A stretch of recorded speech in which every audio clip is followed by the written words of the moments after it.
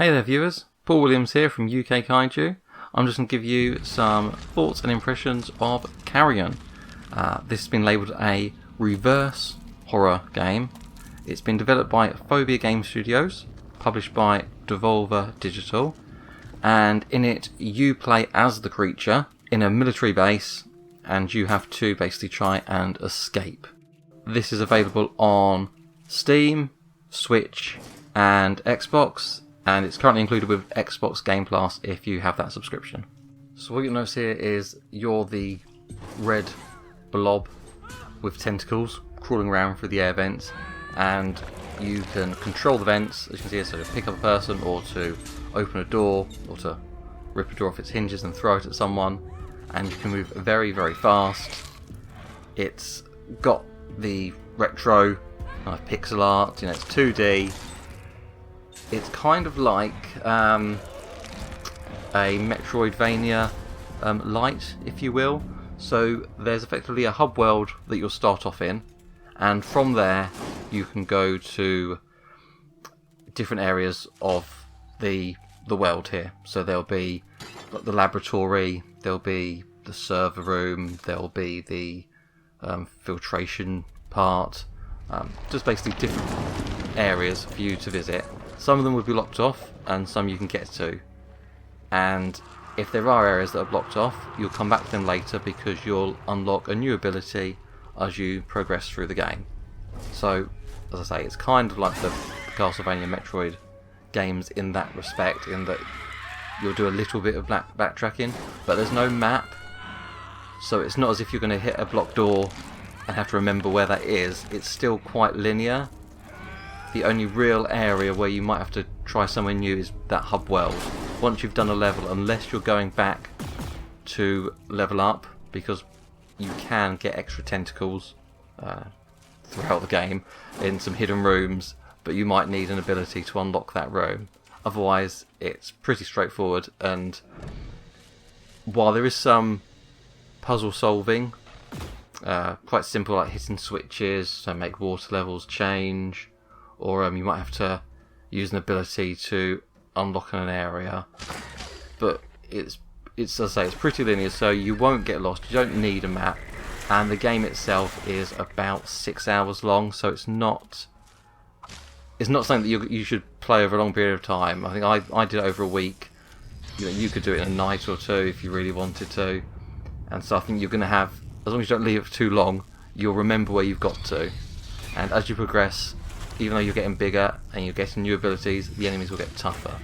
So first of all, you start off with guys just firing pistols, and as we've seen here, this guy here's got a shield and a flamethrower, which makes it a lot more difficult.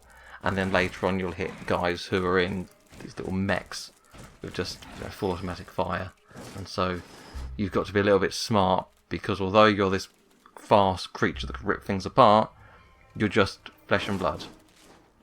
But through the bulk of the game, this is actually, as you probably saw at the start screen, this is just a demo, so this is more of a vertical slice than anything. This is not what although it's what the game will look like, this isn't a level from the game. This is, I think, just what they showed off at trade shows. So here, for example, this is how you'll level up. You'll find these biohazard containers, you'll go into them, and you'll come out with a new ability that will let you progress further in the game. As this is a demo, it's a bit speedier, so here you've grown in size from small to quite large in just one upgrade, whereas throughout the real game it'll be a bit slower than that. But as I said, it's only 6 hours, let's say, long, and you'll start off small, go medium, and then big, and that's it. It's mainly about getting the extra abilities. Either way, I found it a lot of fun. You can actually just growl if you want. It is meant to be used for some sort of like echolocation, so you can find these points which allow you to save and retrieve your biomass, your health back. But you can also just growl to freak the scientists or people out. It's very cool.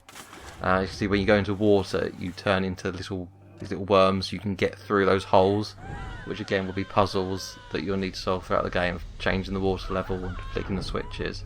But it's all very cool, lots of fun, definitely to be had here with this. One last thing that I do want to mention is there's some DLC that I only just found out when I came to record this footage, actually, which is Greatest Time of the Year. It only took me, I think, 45 minutes to complete, so it's literally just this 3-bit of DLC that they've thrown out. I guess it was at Christmas time, just to say thank you to the people for buying the game. As you can see, well, you don't know, in the corners there of the screen are your abilities, and at the top is your health. So this is you at max health with all the abilities unlocked.